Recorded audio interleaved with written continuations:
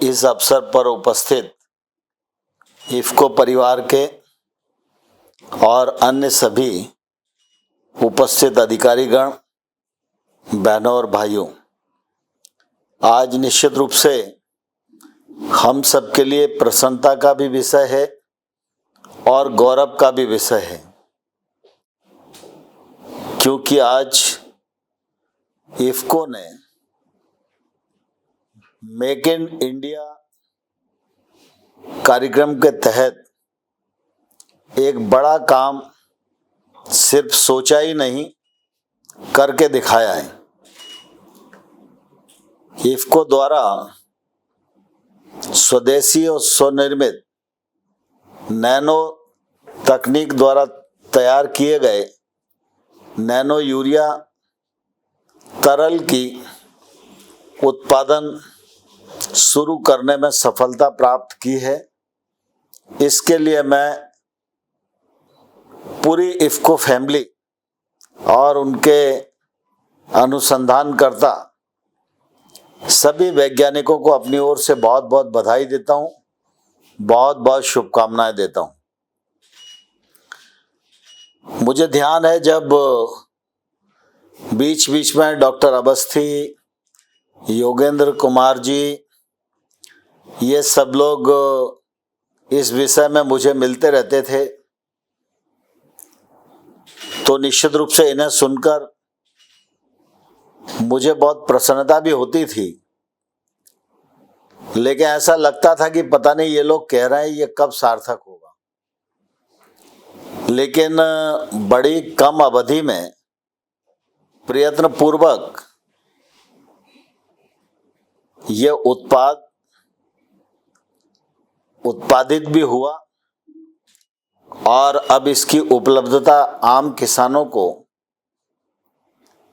उपलब्ध कराई जा रही है।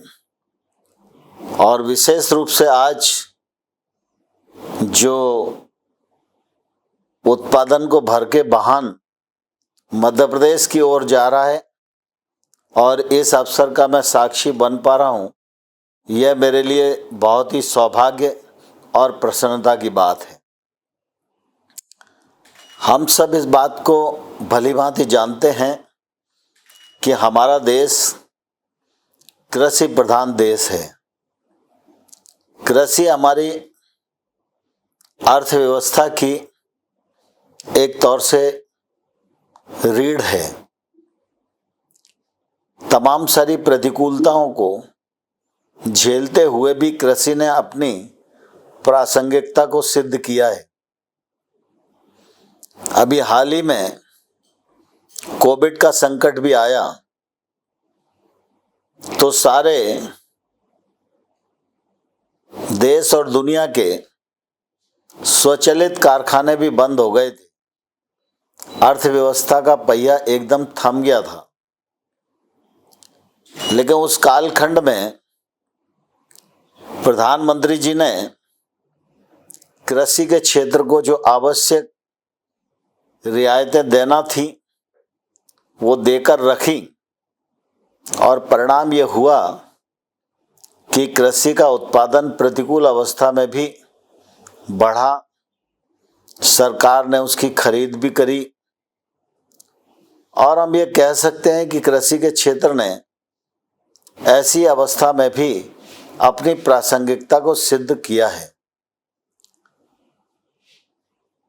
जब कृषि हमारा मेरुदंड है तो निश्चित रूप से इसको मजबूत करना भारत की सरकार का भी कर्तव्य है और हर संस्था और हर व्यक्ति का कर्तव्य है। कृषि के क्षेत्र को लाभकारी बनाना, किसान की आमदनी बढ़ाना, किसान की लागत को कम करना, केमिकल फर्टिलाइजर से हो रहे नुकसान से धरती माता को बचाना, पर्यावरण की रक्षा करना, यह सब हमारे प्रमुख और प्राथमिकता के विषय हैं। और इसलिए प्रधानमंत्री नरेंद्र मोदी जी के नेतृत्व में पूरा देश इस दिशा में बहुत गंभीरता के साथ और तत्परता के साथ काम कर रहा है। इसका ये प्रमाण है नैनो यूरिया का इतने कम समय में अनुसंधान होना, परीक्षण होना, उत्पादन होना और लोगों के लिए उपलब्ध होना, यह इस गति का परिचायक है। मुझे ध्यान है कि जब अनुसंधान पूरा हुआ तो फिर परीक्षण के लिए विषय आया और उस समय आईसीएआर ने बहुत ही गंभीरता से इस मामले में मदद की और कृषि विश्वविद्यालयों के 20 से अधिक अनुसंधान केंद्रों पर 43 फसलों पर यह ट्रायल किया गया। इसी प्रकार से हमारे कृषि विज्ञान केंद्रों के सुपरविजन में 11,000 स्थानों पर 93 फसलों पर यह ट्रायल किया गया। सभी जगह अच्छे परिणाम आए, उत्साहजनक परिणाम आए और ये पाया गया कि यह उत्पाद सस्ता भी है,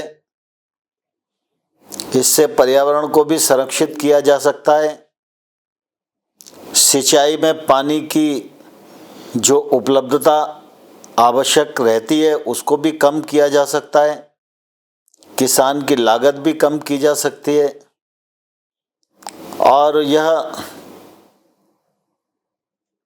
स्वास्थ्य के लिए भी किसी प्रकार का प्रतिकूल असर नहीं छोड़ता।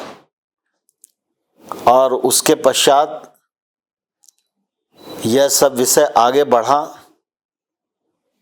और मुझे इस बात की प्रसन्नता है कि अब किसी कार्यक्रम में मैं मुरैना कृषि विज्ञान केंद्र पर गया था तो जहां इसका उपयोग किया जा रहा था वहां जाकर मैंने स्वयं भी इस प्रयोग को देखा और फसल के अंतर को देखकर निश्चित रूप से बहुत प्रसन्नता हुई। और आज ये उत्पादन किसानों को उपलब्ध होने जा रहा है और ये मेरे कार्यकाल में ही संपन्न हो रहा है। ये मेरे लिए बहुत अधिक प्रसन्नता की बात है और मैं इसके लिए अवस्थी जी को और उनकी पूरी टीम को हृदय से बहुत धन्यवाद भी देता हूँ, बधाई भी देता हूँ। और इस अवसर पर यह आग्रह मैं जरूर करना चाहता हूँ कि आज हम सब लोगों का सौभाग्य है देश आगे बढ़े और सर्वांगीण तरह से आगे बढ़े। इस मामले में प्रधानमंत्री जी का निरपेक्ष योगदान समग्र दिशाओं में हो रहा है। इस अवसर का लाभ उठाते हुए नैनो डीएपी के बारे में भी आपने सोचा है, वह प्रकल्प भी आप पूरा कर सकें और जो हमारी निर्भरता दूसरे देशों पर है उस निर्भरता को हम कम कर सकें और साथ ही साथ किसानों के साथ मिलकर उनकी लागत को कैसे कैसे कम किया जा सकता है, इस मामले में एक ट्रेनिंग प्रोग्राम इफ्को केबीके के साथ मिलकर तय करना चाहिए। ये इसलिए भी जरूरी है कि अभी तक वैसे यूरिया को डालने की किसान को आदत थी और उसका ही वो उपयोग करता आया है। अब ये यूरिया देखने में भी कम लगता है, वजन में भी कम लगता है, कीमत में भी कम लगता है, तो स्वाभाविक रूप से जब तरल यूरिया का वो उपयोग करे तो उसे उपयोग करना आना चाहिए। तो इसके दो फायदे होंगे। इफ्को को साथ जोड़ने की बात मैं इसलिए करता हूं कि केबीके के पास ज्ञान की तो कमी नहीं है, लेकिन कृषि विज्ञान केंद्र के साथ साधनों की कमी है।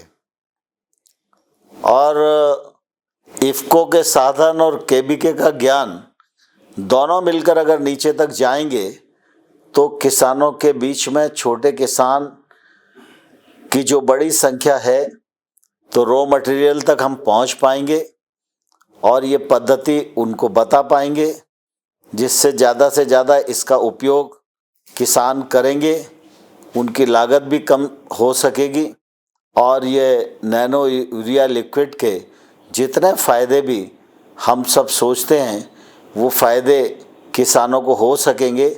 इसलिए आम किसान तक इसका पहुंचना, उपयोग करना, ये सुनिश्चित करना भी हम सब लोगों की जवाबदारी है।